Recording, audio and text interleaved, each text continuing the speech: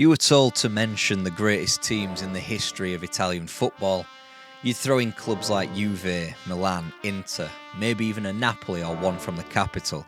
You'd mention players like Baggio, Platini, Zidane, Maradona, Totti. But they're not the greatest Calcio ever seen. This is, and it's the story of Il Grande Torino, the best football team you've never heard of.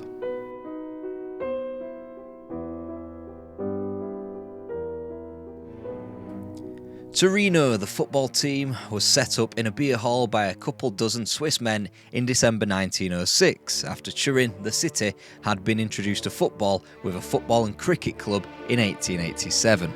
In their first official match, they beat Juventus 2 years after the Bianconeri had won their first league title. Juventus were at the forefront of a movement in the city that tied together sport and business, with the Agnelli Empire connecting the two together. Torino had some catching up to do. They were armed with Vittorio Pozzo as coach, and once the Great War had ended, Torino looked to have finally caught up. They had an organised youth squad that produced enough talent, known as the Ballon Boys, named after the academy's founder Adolfo Ballonchieri. In 1923, they won an international tournament in Paris. 3 years later, the senior squad moved into Campo Torino, and in 1927, a first league title was won. Except it didn't stick, as Torino was expunged of the championship on suspicion of bribery. Nonetheless, they only had to wait a further 12 months, winning the last title to be regionalised from Genoa in 1928. A year later, Italian football was whole thanks to the FIGC and its Viareggio Charter. On one hand, they gave Italy what they wanted, a national competition. On the other, they put the fascist shutters up, banning all foreign players. In this new era, housed in a liberal city walled by fascists, Torino competed regardless. Their foundation was work by Presidents Luigi Paisa and Enrico Moroni Cinzano, and the 30s were preceded by a successful tour of South America. The horizons were never as bright as they promised, though. When the time was called on the 1930s, all Torino had to show for the decade was the 1936 Coppa Italia win over Alessandria. In the meantime, their neighbours had ascended to incredible heights, winning 5 Scudetti on the bounce. It was New Age Calcio and a dominance that not even Genoa or Pro Vercelli could cobble together as the forebearers of the game in the late 19th century and early 20th century. When Juve couldn't win any longer, Inter and Bologna picked up the ball and ran with it. Torino, Mia also runs. Changes were around the corner. Former Toro youth player Ferruccio Novo became the president of the club. On his own, he likely wasn't going to be enough of a needle mover, as Torino's recent history proved. He needed revolution. He got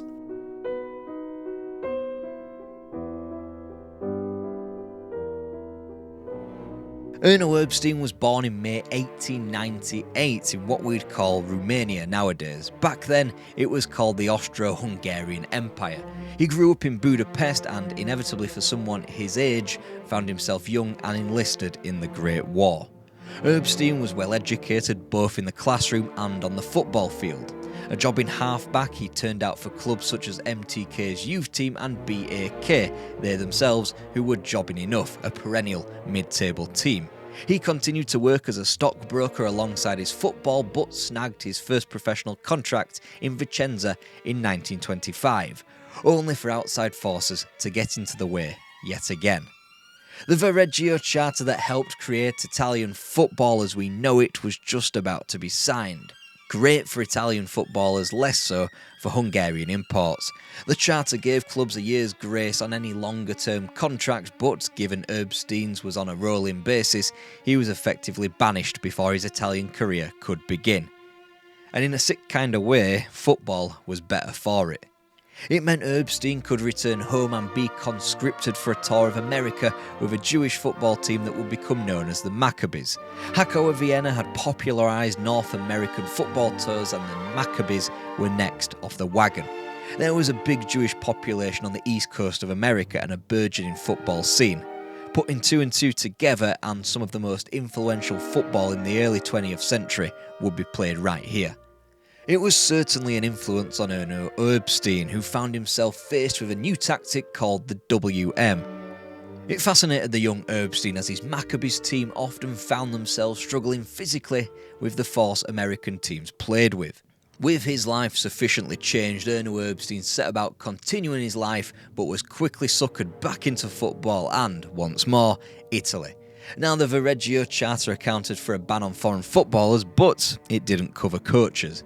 His first stop, Bari, where he failed to win a single away game but had dragged the team to 13th out of 16 teams regardless.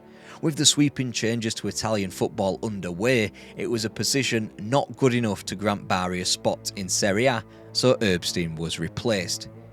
He found his feet at Nocerina, which was going well until the club applied for voluntary relegation on account of their finances. Bouncing from pillar to post, Erbstein caught himself in Sardinia with Cagliari, where he first tasted relative success. Promotion to Serie B was achieved in 1931 before another 13th place finish could be attributed to a glut of injuries and poor away form. Unfortunately, politics called his time on the island and Erbstein returned to Bari, where he lasted just 6 matches. So much for one of the most influential football managers that the sport has ever seen. Since he was going to be paid regardless, Erbstein sat out the remainder of the 1932-33 season and watched from afar as Bari got relegated. He quickly found himself a suitor, however, and it was a springboard that he needed.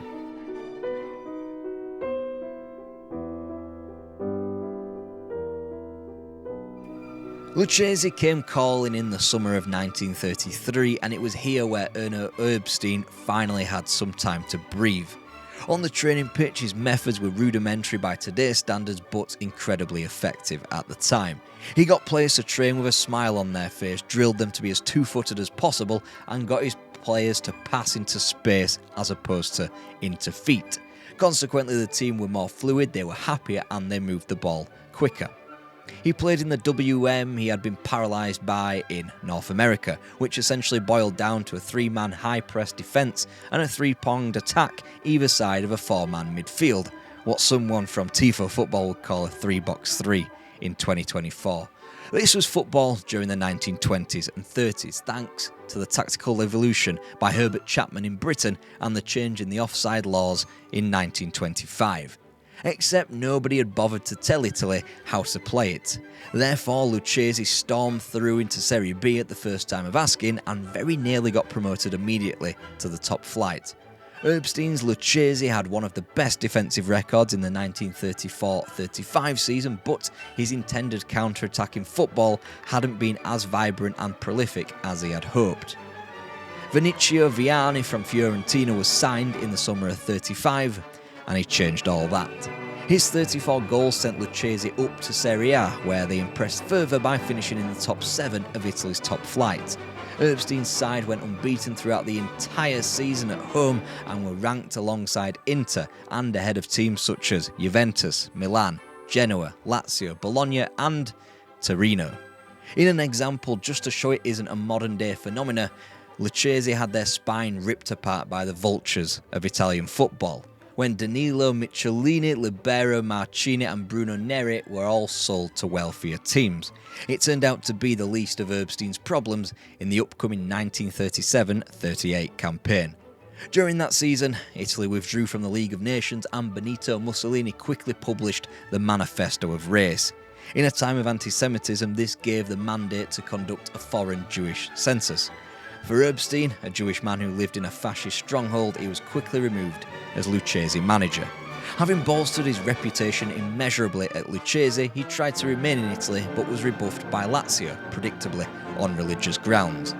He found a liberal safe haven, however, and could still reside in Italy as a football coach, so he moved north.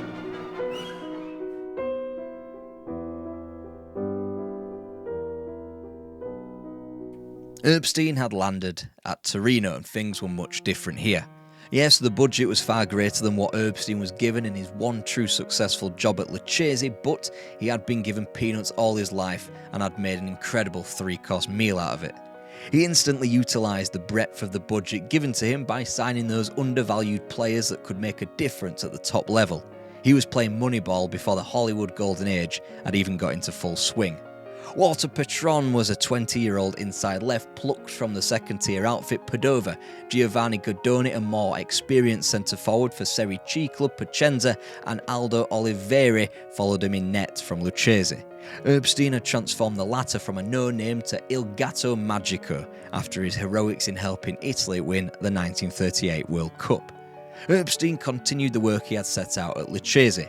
He got Torino playing good football using the system that he wanted them to play and had placed stock into both mental and physical well-being of players. Before each match, Erbstein would perform the Deadly Hour, which was a full 60-minute outline of how his team were going to play. They were fitter than any team they came up against, they were more intelligent than any team they played against, more prepared and quicker than any team they played against. One problem was Vittorio Pozzo, who had a monopoly on the tactics that Italian football played and was still highly regarded at Torino, since he was a former coach there. He, unlike Erbstein, had considerable credit in the bank since he had become the first World Cup coach to win 2 titles. Pozzo's word was gospel, and he set his team out in the Sistema tactic, which is a WW shape or 2-3-2-3 for people who like numbers. What Erbstein wanted was something slightly different, the WM or 3-2-2-3. It would be an ideological battle that Erbstein would win in Torino, but not just yet, and surprisingly, it was an ideological battle that he would win in Italy, eventually. But again, not just yet.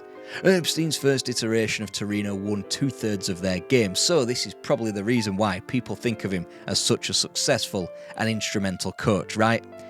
Not exactly. His first iteration of Torino constituted 9 matches. It included a plucky win of Triestina thanks to 2 saved penalties, a 4-goal battering over Erbstein's former employers Lucchese, and 2 thrashings of Bologna and Napoli, who ran in higher circles in Serie A. Just 1 week after he had accomplished the latter of those victories, he was forced out of a job. The anti-Semitic laws of the day had ended another one of Erbstein's jobs prematurely, but this time there was no way back. This was 1939, and that of course meant sweeping fascism from all sides in continental Europe, and this wouldn't be a mere postponement of Erbstein's career. This was life and death. But it wasn't supposed to be. It was supposed to be a simple transition from one job to another, like when he was forced out of Lucchese. After all, he'd gotten himself a job swap. He was supposed to go to the Netherlands and work for FC Dordrecht. So, in February 1939, Erbstein, with his wife and 2 young kids in tow, travelled north via train with his Dutch working visa in hand. Close to the German border, however, they were stopped by guards. Their permits and passports were torn up and thrown out of the window. Erno Erbstein was not going to the Netherlands just yet. They tried a second time a month later, fresh visas, again to no avail. After a month of the 4 of them in lodgings with 100 other people in a building meant for 10, they gave up. They weren't going for third time lucky and now had to travel the arduous journey from Dusseldorf to Budapest. Home sweet home, Erbstein kept up the textiles business he shared with his brother and continued to keep in contact with Torino via President Ferruccio Novo and his assistant Roberto Copernico. He even managed to sneak back to Italy a number of times. Unfortunately, Hungary proved to be home not so sweet home. With the German war effort faltering, they did what any failing government did, blame the other on this occasion being Europe's Jewish population. The 1940s should have been a prosperous time for Erno Erbstein's football coaching career. Instead, he had false documents made for his family and turned himself into a labour camp before he could be caught and killed. There he caught his first stroke of luck in years when the prisoner in charge of Erbstein's work detail recognised him from when he was a sergeant in the First World War. With the power turned over into the hands of his orderly, Erbstein was repaid. He was now able to make regular phone calls back to his family and to Torino. The fate of both Erbstein and his family bottlenecked to a frightening conclusion of 1944. First, his family had to escape a safe house and go on the run. Simultaneously, Erno Erbstein alongside fellow coach Bela Gutmann plotted their escape. Soon reunited with his family and armed with more false documentation, the Erbstein family waited for World War II to be over so they could return to Italy. They did so in a timely fashion as Hungary changed from Nazi rule to Soviet rule. But what was left of Italy in a post-Mussolini world? Torino couldn't continue Erbstein's fine start to the 1938-39 season, eventually ceding control of the championship to Bologna. Torino continually faltered as Ferruccio Novo continued to pine for Erbstein's return. He made baby steps in the interim. Arnaldo Agneseta was recruited as general manager to help modernise the club off the field. They redoubled their efforts in the scouting department by recruiting former players as scouts, and they now covered the entirety of Italy. Consequently, the youth squad was reaping the rewards, and one of the first great talents was about to be harvested, Franco Ossola. The 1940s were born, and Torino continued to dance around a top 6 position by playing entertaining football and not winning the Coppa Italia. Juventus were harvested for half of their transfer yield in the summer of 41, and Torino kicked on thanks to the goals of Guglielmo Gabetto. 1942 meant second place, the closest Torino had gotten for close to a decade. It was a sign that Erbstein was right and Ferruccio Novo was right to insist on his team playing the Erbstein way. Torino didn't lose to the champions on either league fixture, but the crucial tie came away to Venezia. Arguably, it was the most important match of Torino's history. Expected to win to keep up their title challenge, Torino were comprehensively beaten, and it was down to Venezia's engine room of Valentino Mazzola and Ezio Loic. The pair, said to be a long-term scouting target by Erno Erbstein himself, were quickly signed by Torino that summer for 1.2 million lira. With those players in midfield, Torino playing the right system and now confident they could win the league, things would never be the same again.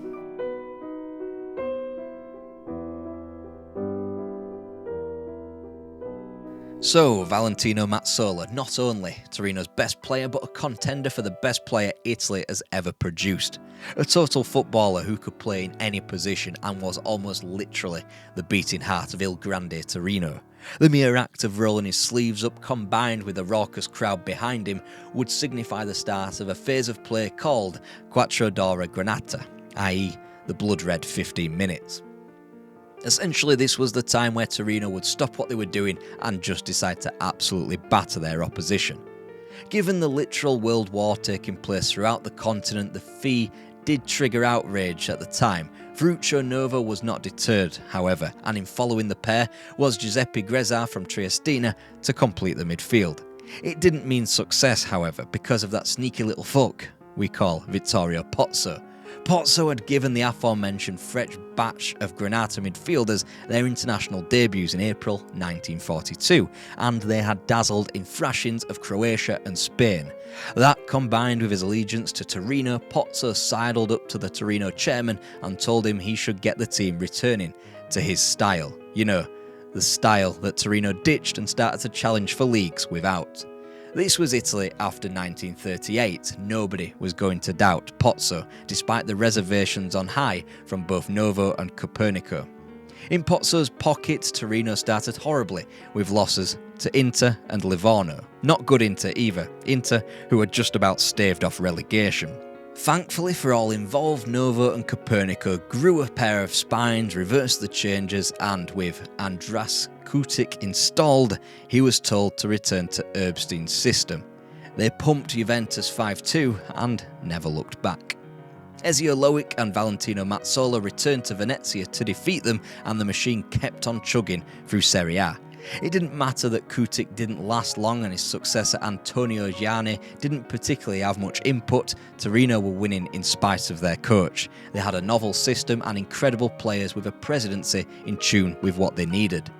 An early title showdown turned up in January 1943, and Torino's 0-0 draw with Livorno kept the two sides deadlocked.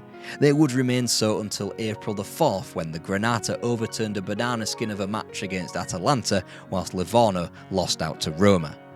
Whilst Livorno would have their deficit in approach to the final game and put the pressure on with a final day victory over Bari, this was Torino's time. Who else but Valentino Mazzola on 87 minutes to deliver Torino's second ever league title.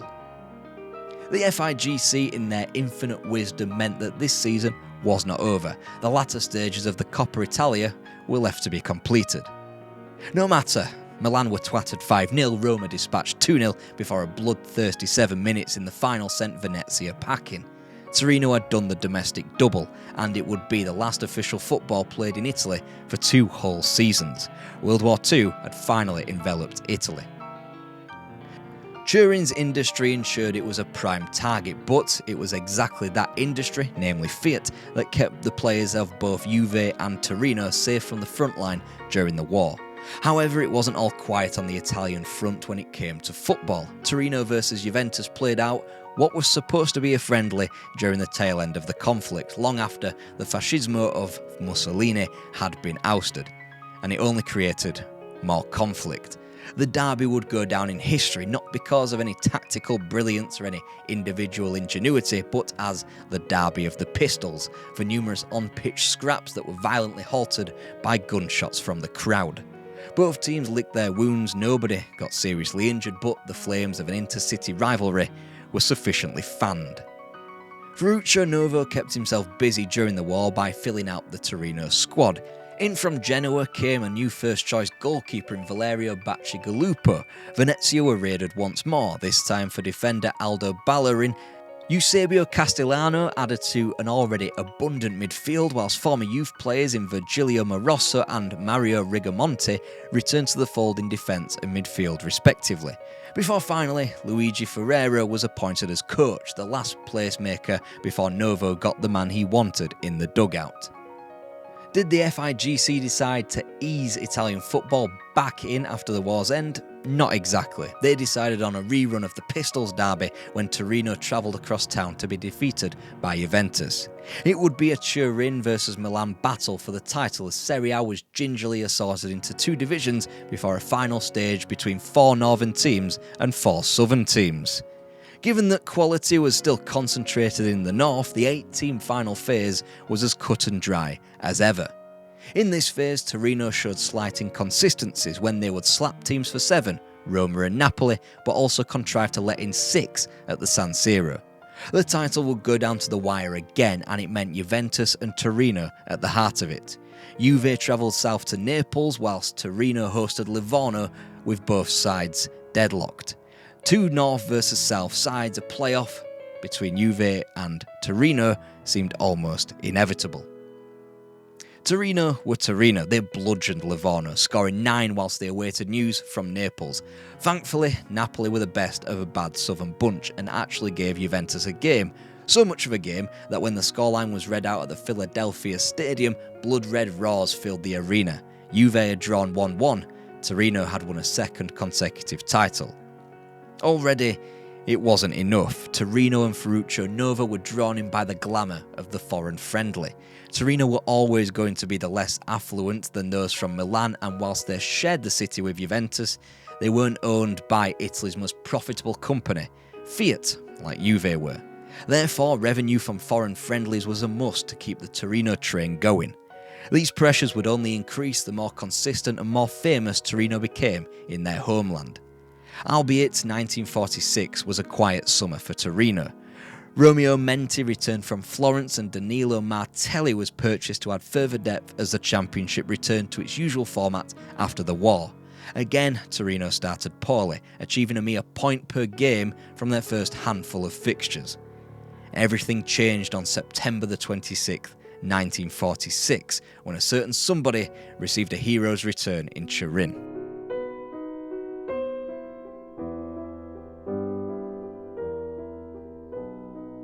Erno Erbstein was back. He turned the Toro ship around, transformed the Philadelphia into what was known as Fossa dei Leoni, the Lion's Den. Only now could the 1946-47 campaign begin in earnest. Torino would score an average of 2.97 goals per game, which meant bagging over 100, a Serie A first. In the world of 2 points for a win, scorching the competition with a 10-point lead was an incredible record. Not even the Juve team of the 1930s, which won 5 championships in a row, had been able to achieve that. Genoa, Milan and Vicenza all shipped 6 at the Philadelphia, Fiorentina leaked 7. Valentino Mazzola was now undisputably the leader of the team and helped out with his share of the goals, banging in 29, a full 8 more than the next best player in Serie A. There wasn't enough good news knocking about the place at this time. The Granatini youth team resoundingly won a tournament in Geneva over Easter weekend in 1947 before Italy's outfield was made up of a full complement of Il Grande Torino stars in a 3-2 triumph over Erbstein's native Hungary. It continued a streak that the national team would be dominated by Toro stars. 6 featured against Austria, 7 against Switzerland and 9 in another fixture against the Swiss. It wasn't just because Pozzo had strong links to Torino, they were undeniably the best players in the country at the time. They wanted more. More meant Sauro Toma being added to the squad that summer, and such was the overabundance of talent in the Granatini, 5 youth players were exchanged as part of the deal. This season kicked off not with Serie A or a domestic game, but against a Catalan 11 since the Torino fame had spread to Barcelona. Nobody batted an eyelid that it might have been a distraction when Bari took Torino's scalp early on in the season, especially not when Torino just ran roughshod through Serie A again. 10 points of difference the prior season was bolstered even further to 16 points. If we translate that to how the table would look through our modern day lens of 3 points for a win, Torino effectively won the title by 24 points. That's never been matched in the history of Italian football. The only time it has come close to being emulated was under special circumstances of the 2006-07 season when Inter beat Roma to the Scudetto by 22 points, a season where Juventus were missing because of Calciopoli. They scored 19 more goals than the prior season, shipped 2 fewer, and Valentino Mazzola and Guglielmo Gabetto converged on 47 goals. Roma and Salernitana picked the ball out of their net 7 times, both Lucchese and Triestino were hit for 6 before the coup de grace of a 10-0 hammering of Alessandria. A 4-goal lead at half-time in that match was not enough for the Toro crowd, baying for blood. Baying for the blood-red shirts in front of them to exact some more damage. In a scene usually reserved for a late-game push to overturn a deficit, a bugle was tooted in the crowd, Mazzola rolled up his sleeves, and Torino swept in the remaining 6 goals at an alarming rate in the second half. It was football from another planet. They dropped just 1 point at home against Juventus. They overturned deficits as much as 3 goals against Lazio. Valentino Mazzola even proved he could do it all by seeing out a game against Genoa in goal after their goalkeeper had been sent off. The only choppy waters of the campaign emanated from Erbstein's month-long suspensions for failing to control his players in a fiery Turin derby in October 1947. Even that wound up with the happy ending of the coach being able to smuggle his family back into the country with a scouting mission on the side. It led Joseph Fabian, the only foreigner in Il Grande Torino, to be signed. The return Turin derby led to more sent-off and more brawls, but this time the coaches escaped punishment. Gloss on that particular weekend could be found thanks to Leslie Livesey, the new youth team coach who retained their trophy from Geneva's Easter tournament. Livesey was working in tune with Erbstein and sung from the same hymn sheet in regards to player conditioning and training. So the well-oiled machine kept going, and it was thanks to the weekly contest where the senior team played the youth setup every Thursday. With goalkeepers switched, it gave a more even keel to some of the more difficult matches the senior team would play throughout the season. Not all youth tournaments had a silver lining, however. After losing in the London Olympics of 1948 early, Italy attempted to fly back home, only for the plane's brakes to malfunction. Incredibly fortunate to survive, the players escaped with barely a scratch. If that wasn't ominous enough, Torino's enjoyable pre-season tour of Brazil, in which they took in Palmeiras, Corinthians, Portuguesa and Sao Paulo, was bookended with turbulent trips across the Atlantic Ocean. That same week, a flight across the Atlantic crashed and killed all 75 people on board. Il Grande Torino were lucky. Still, they began the summer of 1948 by marching on relentlessly. They found their attempts to freshen up their squad met with Serie A resistance. They were no longer willing to help out the dominant force in extending their invincibility streak by selling them some more players. Nonetheless, Erbstein found his players from Serie B in a young duo from Casale, Rubens Fandini and Piero Operto, 2 experienced attackers from the French league in Ruggero Grava and Emile Bongiorni, and 1 from Czechoslovakia in Julius Schubert. Livesey has gotten himself a promotion as well to first-team coach. It felt as though Torino could not be stopped. As 1948 dragged on, it felt as though the only thing that could stop them was themselves, as Valentino Mazzola got itchy feet at the amount of money he could be making over in Milan. When an offer from Inter worth 4 times the amount that Torino were offering was stuck under his nose and a young family back home needing to be fed, it was more than tempting. Others could be sweet-talked by Ferruccio Novo. Mazzola was beyond that. The contract was up in the summer of 1949. All seemed resolved as the season continued as the club survived being paid late by Novo. They survived the threat of strike action and Mazzola never did get his transfer to Inter. That remained in the works for the summer of 49 and Torino had seemingly squeezed yet another year out of their talisman. Results never wavered on the pitch throughout it all, through the litany of midweek international friendlies that the club rattled through, or through the slew of long-term injuries suffered to key players. Those players would eventually come back and the friendlies were eventually put on ice. In November of 1948, the club temporarily pulled the plug on their jet-setting schedule so they could properly concentrate on the business end of the season around the corner. This wasn't a vintage, relentlessly dominating Torino, leading by double figures points tallies, so they had to reach into the tank and breeze away from their nearest challengers without a distraction. And so, of course, they did.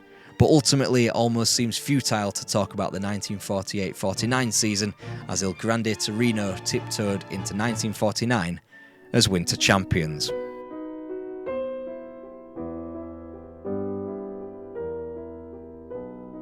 It wasn't a vintage season, but in this elite esteem, Torino had still gone 18 unbeaten.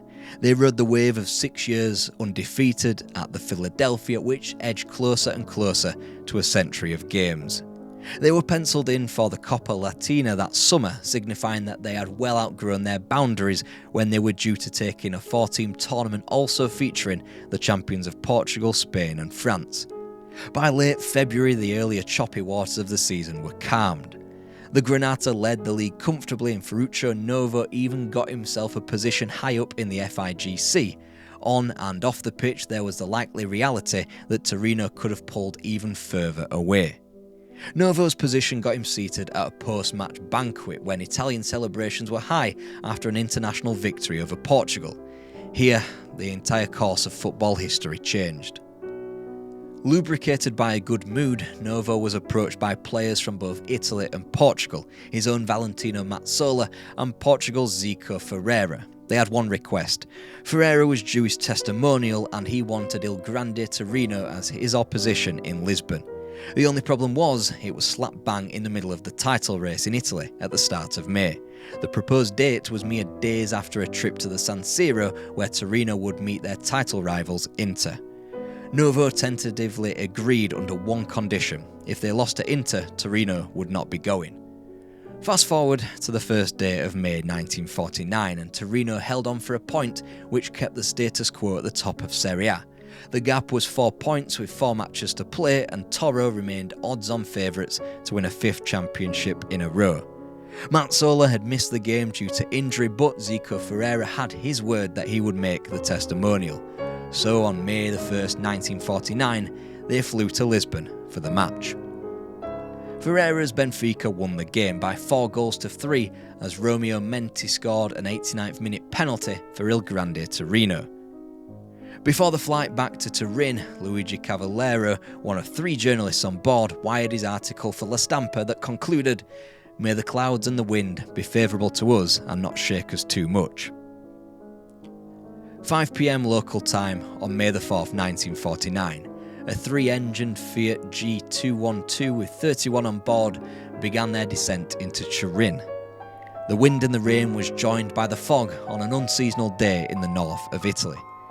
1703, Pierluigi Moroni radios into the control tower to announce that the outskirts of Turin is in sight.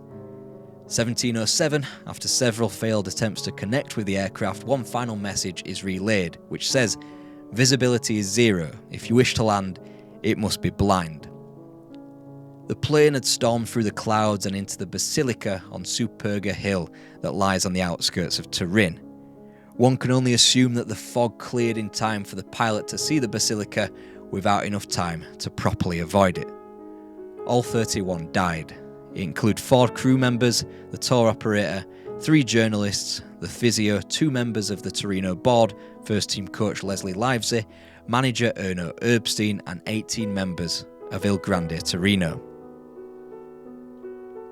Monks from inside the basilica were met with an almighty scene of 31 mainly charred bodies. The only clue to who these people were lay in the pristine cargo at the back of the plane via club kits and memorabilia from their trips around the world. Vittorio Pozzo had the incredible task of identifying the bodies by the only means necessary: wedding rings, socks, shoes, or other clothing. 500,000 mourners turned out for the funeral procession 2 days later. In the coming days and weeks, family members would receive postcards from Portugal from footballers they had already buried. At some point, the show had to go on, as it always does. The FIGC awarded the title to Torino, and their final 4 opponents, Genoa, Palermo, Sampdoria and Fiorentina, all agreed to play their youth teams against what remained of Torino. Guido Vandone, Umberto Motta, Sergio Marit, Lando Macchi, Oscar Ferrari, Sergio Lusu, Luigi Giuliano, Andrea Francone, Giuseppe Marchetto, Antonio Giamarino, Alfio Balbiano. They lined up in the Granata of Torino 11 days after the crash.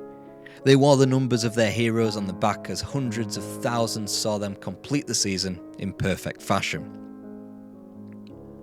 What if Benfica kept true to their approach to Bologna for the testimonial?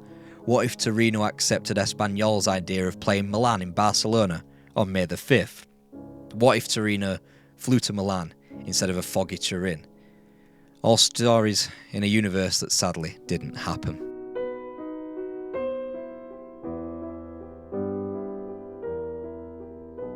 The Superga air disaster not only killed Italy's best ever football team, but it killed the competitiveness of Italian football. Only 14 times has the Scudetto been won by a team not called Juventus, Milan or Inter since 1949. It also set the national team back a couple of decades. The Azzurri, who were all set to be rampant favourites in Brazil at the 1950 World Cup with a large Torino contingent, contained 2 players from Torino, but players who had been bought in the aftermath of Superga. The Players' Championship was over before it begun after they understandably decided to ferry across the Atlantic. They were eliminated after just 1 game. They wouldn't play a knockout game of competitive football until 1968. Playing inside right that day in the semi-final of the 3rd ever European Championships against the Soviet Union, Sandro Mazzola, the son of Valentino. As for Torino, they wouldn't be top of Serie A again until 1967 and have won just 1 Scudetto since, in 1976. The youth team were talented, but they were rushed into senior football far too quickly amidst a city and nation in deep mourning. Most of these youngsters wouldn't have a sustained career in the top flight of any league, never mind Serie A, without the support of Il Grande Torino. Only 8 youth players would be retained for the first team in the 1949-50 season as they finished 6th, 21 points behind Juventus, who beat them at home, Torino's first defeat at the Philadelphia in 6 years. Ferruccio Novo, who had attempted to expedite the process in creating a new Grande Torino, eventually ran out of energy and stepped down as president in 1953. The Philadelphia was abandoned in the 60s and knocked down in 1997, leaving no remaining monument except on their last resting place up on Superga Hill of Il Grande Torino. But it is important to look back on how important this team were. Erno Erbstein is incredibly an influential figure in football. He had introduced a style that was already prevalent in Austria and Hungary at the time and challenged the status quo of Italy successfully.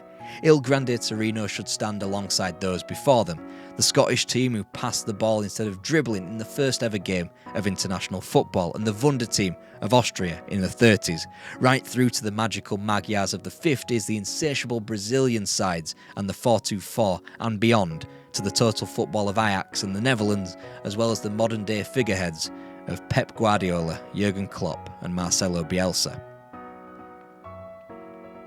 Indro Montanelli put it best. Writing for Corriere della Sera, he wrote of Il Grande Torino, "Heroes are immortal in the eyes of those who believe in them, and that's why the boys believe that Torino's team is not dead, that they are just travelling.